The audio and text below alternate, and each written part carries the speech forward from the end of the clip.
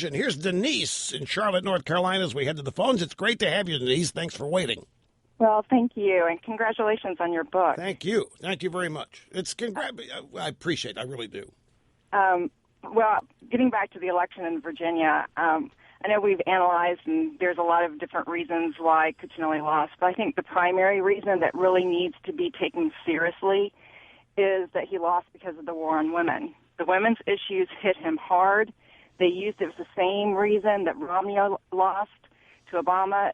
In close elections, this issue, this strategy from the left is killing us.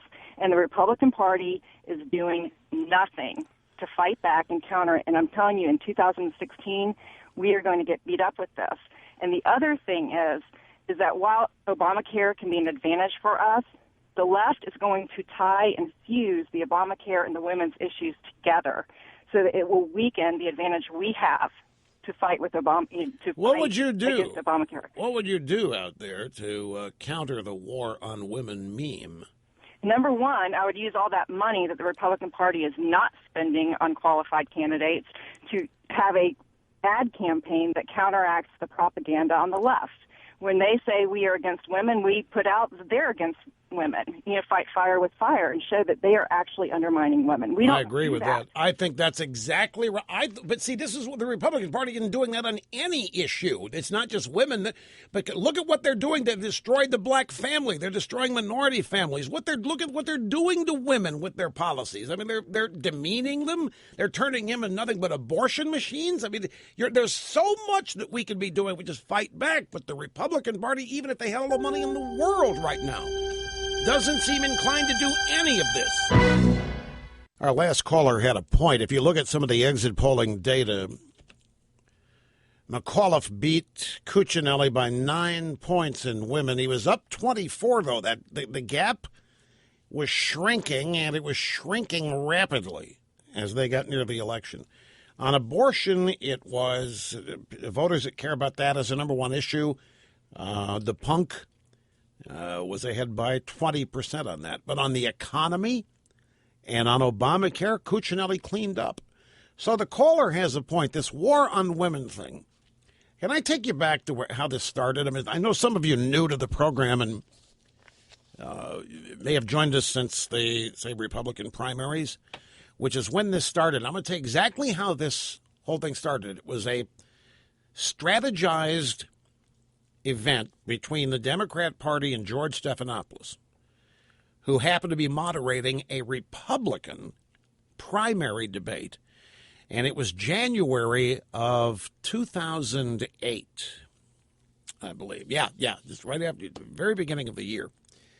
And Stephanopoulos was moderating as the ABC Good Morning America anchor and a couple other people. And in the middle of the debate, he started asking Romney about contraception. And it came out of the blue, and Romney didn't know what to do with it. And he said, no, I favor contraception. What are you talking about, George? Well, I just want to know. What do you think it's states should have the ability to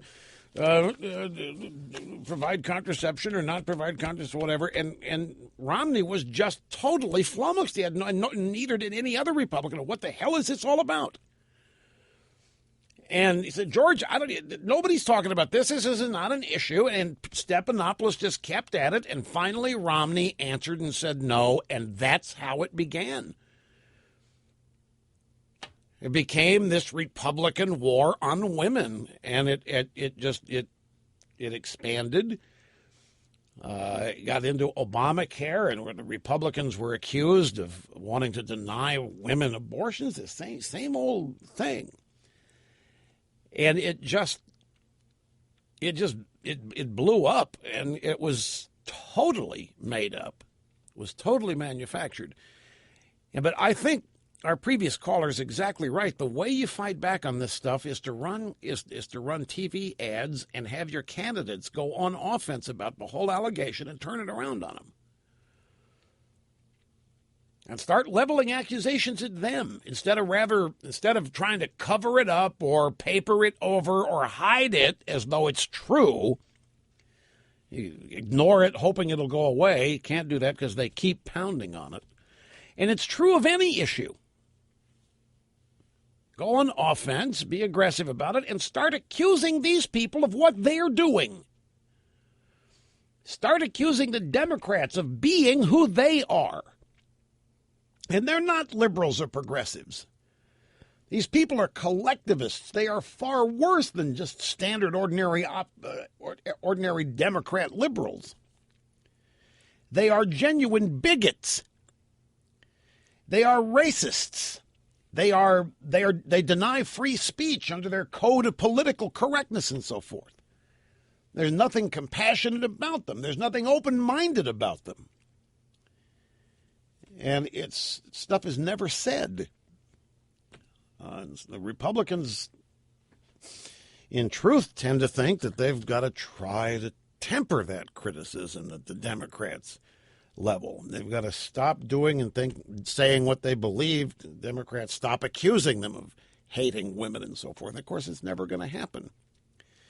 And, of course, the Republicans are anti-Hispanic, and they're anti-women, and they're anti-black, and they're anti-minority, and they're anti-this, and it's all bogus. None of it is true. It's the exact opposite.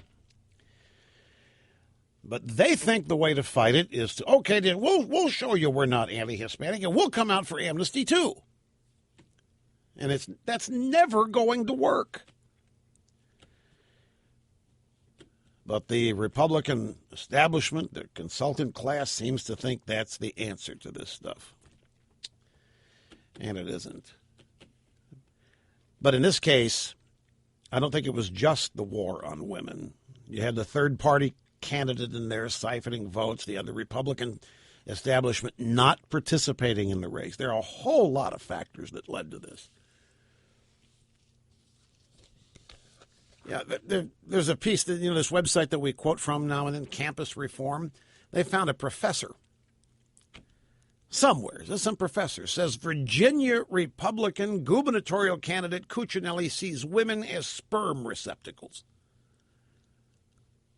So you got some professor out there. That's absolutely outrageous. It's flat out BS. A journalism professor at Virginia Commonwealth University claimed on Twitter last month that Cuccinelli thinks women are simple sperm receptacles and birthing machines.